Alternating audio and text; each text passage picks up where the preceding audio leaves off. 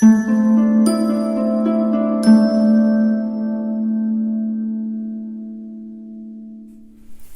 my friends, and welcome to another Team Tiny Hop. This month is an inspiration hop, and those who have chosen to participate have been paired up with another Team Tiny member, and I was paired up with Michelle Margaret from Scrap Secrets, and I'm going to be using the technique she had in one of her videos, which was the embossing folder and distress ink back to basics video that she had done. And so I'm actually doing this not as a voiceover, so I'm gonna try and get through this without actually having to throw in a voiceover to get the video done. So I pre-did some things. I cut out the word happy because she had done some happy birthday cards, but since we're coming up on Mother's Day, I thought I would do a Mother's Day card. So before I get into the embossing folder, the stamp set that I used is the beautiful Blooming Bouquet set, from Pink Fresh Studio. And I just used that Mother's Day stamp that's right there. And then I used this Thin Words Everyday Script die set from scrapbook.com. It's a collab between Pink Fresh Studio and scrapbook.com, and I just used the happy die that's there. And the inks I've got, I'm going to use Tattered Rose, Spun Sugar, and Worn Lipstick. And I've got the 3D Kaleidoscope embossing folder from Tim Holtz and Sizzix that I'll be using. I've got some hot press watercolor paper that I like to use to ink blend on. This is the Fluid 100, and it's on a 4x6 block. And then what else? Oh, for the silver that I have on top of my die cut, this, I don't know if I have it sitting next to me, I may have put it down, I picked it up at scrapbook.com. It's one of the Crafter's Companion combos where you get the silver glitter paper and like a shiny silver cardstock. So that is that, and then I have that layered with 3 pieces of heavyweight white cardstock, so it's 4 layers thick to give a nice little chipboard raised effect on that. And this was just stamped in VersaFine Onyx Black. Nope, not VersaFine Onyx, but the VersaFine Clair Nocturne. And then I just used some heavyweight white cardstock to layer that up and create a chipboard effect for that too, instead of using foam tape. What else? Oh, card base is going to be a black card base. It's a A2 size, and this measures 8.5 by 5.5, and then we're going to score down the middle 4 1/4, and it's the Gina K Onyx Black cardstock, I believe. So I think we are ready to jump in. Now, some of you might be wondering why I'm not doing this as a voiceover. Some of you may not even care, but I've been a little preoccupied. My husband's been sick for the last couple of months, and I've really just been focusing on my design team projects, just because we've got, some things to prepare for him when he goes for surgery. He's having some major abdominal surgery on the 8th of April. I did not want to participate in this hop. I absolutely love Michelle. I think she's a sweetheart. And if you're not familiar with her, I'm going to link all of her information down in the description box below. And I encourage you to check her out and follow her channel. Go ahead and subscribe. I'm just grabbing a ruler. Sorry about that. And show her some love. Okay, so we're going to start with some Tattered Rose. And I'm just using a foam, the domed foam blending tool, and a ruler to hold my cardstock. And this is probably really loud and squeaky because it's kind of next to my microphone, so I do apologize. But foam blender tool, it's the domed one. These are from scrapbook.com. also. And if you're not familiar with my channel, I absolutely love ink blending, and that's one of the things that I was inspired by.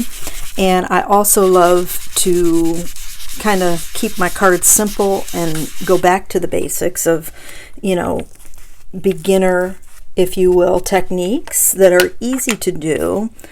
Ink blending can take some time to learn, just because it's more of a marathon, not a sprint. I always say that. And you learn little tips and tricks as you master it yourself. You know, a lot of people can say, oh, you know, do this, do that, but until you're actually doing it and you're trying it, sometimes you don't really know what's going to work for you. One of the things that I've found is a figure 8 motion. Okay, that blends ink colors really nicely. Pressure, one thing about these foam blending tools is that they are firm, so it actually, you're applying pressure without really realizing you're applying pressure to put that ink blending down. I always tell people, don't be afraid to apply pressure, because it really makes a difference when you're ink blending. Also, it takes time. In a couple of my design team videos, which I have them backlogged on my channel, I just haven't made them live. I always tell people in those videos that when you're doing your ink blending, you got to go back and forth. That's what makes it time consuming. You know, you put your colors down and then you have to go back in. I think I need to get me a re-inker for this spun sugar, but we'll see. But you got to go back and forth and work your colors, and that's what makes it more of a marathon, not a sprint. The Team Tiny Hop is hashtag driven, so be sure and click the hashtag that's in my title. I'll also have it listed in the top of my description box. It is, I believe, hashtag teamtinyinspirationhop, and that's going to take you to everybody that's participating on the hop. Now, we have quite a few people that were participating, so we did split this up into 2 days. There's the hop started on Saturday, today's Sunday, and so you're going to see a lot of videos. The girls have created a playlist, so if you're, you know, wanting to follow along and maybe you've got to break it up to be able to watch it, there is a playlist that you can go ahead and save and link to. That way you'll be able to go back and follow along with everybody that's participating. And if you're new to my channel, I hope that you will go ahead and hit that subscribe button. I do have some videos lined up for the channel, not just my design team videos that I've been posting. Once we get through my husband's surgery and we can kind of get a routine down, then I can kind of plan a little bit more on, you know, how we're going to go, you know, be able to go forward and get everything squared away as far as being able to schedule my videos and be able to have time to film that stuff when he's sleeping or something like that. So he's going to be out of commission for a couple of months, so it's just we just got to get into our own little routine once he's out of the hospital and everything, and I'll be able to start getting things posted for you guys to watch.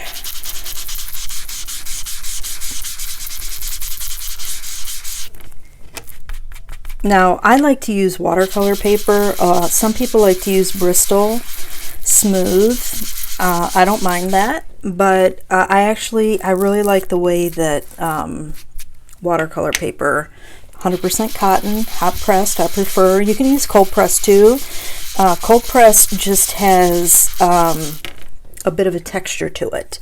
So you're just gonna, you know, you might have where this is, you know, where it kind of blends in, you don't really see much of that texture. I'll bring it up a little closer. You see a little bit, you know, the little spots and stuff, but with cold press you have more texture. And that's not a bad thing. It just depends on what you're going for.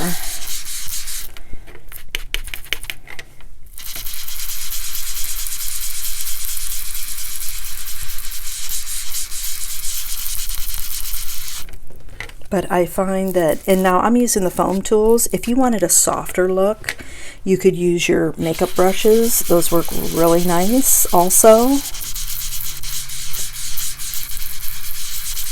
And that, because they pick up a little bit less ink in the way that they blend, it will give you a much softer look.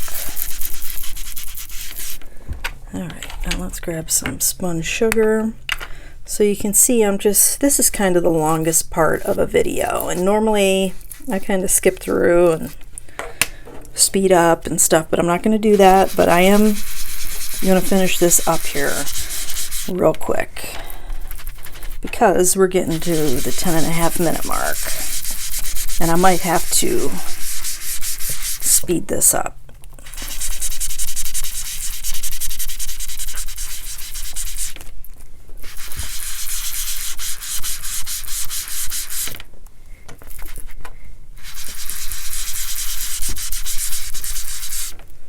All right, close these up. We are going to break out our Perfect Pearls. I got this in a squirt bottle. Make sure that's on.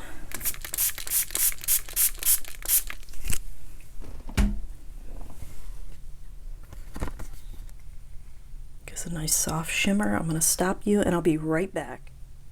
All right, my friends, I am back, and so I took advantage of spritzing my watercolor paper and, ink blended panel and ran it through the embossing folder. And with the 3D embossing folders, if you spritz your cardstock, it just helps it to give a better impression, and you don't have the tears that sometimes and the cracking that sometimes happen. So now I'm just going to, because the paper is still a little bit damp, it's very subtle sparkle shimmer that's on there. I am just going to use some of my double-sided tape. Cannot for the life of me find my little block that I like to use to tear my double-sided tape. So we're just going to, sorry about that if that was loud. I put that right up against the microphone. Okay, so don't forget, click the hashtag in the description box below or in my title to follow along on the hop. I'm excited to see which project Michelle has chosen of mine. So please be sure to head over to her channel first and see which one she was inspired by.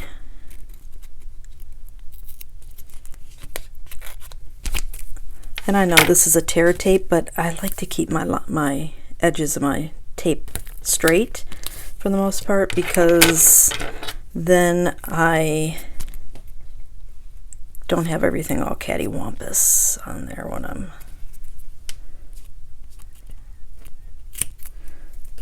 all right. This is done, so we're going to get a little bit of overhang on these.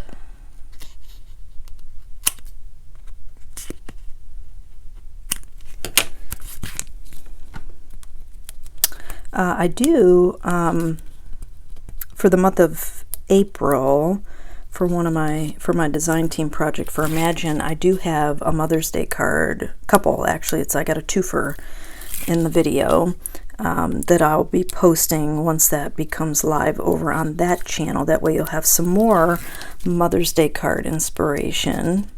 I was inspired by Michelle's card because the colors that she chose with the tattered rose and the worn lipstick, I thought that was really, like a florally color combination, and I thought that they would be really pretty together with this embossing folder. The card base, this card panel is 4 by 5 1/4. So we got a little black trim. I don't mind dark card bases. I think that they help the panel stand out. Now the inside, I'm going to save you on this. I'm going to just layer this with a piece of like white card base. That'll be the same size, probably 4 1/4, you know, or 4 by 5 1/4, just so we have something to stamp on. A little sentiment, a little write something, excuse me, a little sentiment in there. And I'm just going to use some liquid glue here. This is just my PVA glue. Any good archival liquid glue will work. I hope you guys enjoyed the video. If you did, please give it a thumbs up and don't forget to subscribe if you haven't done so already. There will be more videos to come in the future, I promise. We just, you know, life happens and you got to deal with it. Okay. Here, I'm going to put that down where the... Grab a block here. Let that dry. And then we'll take our Mother's Day. A little liquid glue. Not in frame, sorry about that. And I thought that would be really pretty right here. And that's going to finish up the video, my friends. I hope you enjoyed. Please follow along on the hop, and don't forget to subscribe to all the fabulous creators that are participating on the hop. Thanks so much for joining me today. I hope you have a fantastic day, and I'll catch you in the next video.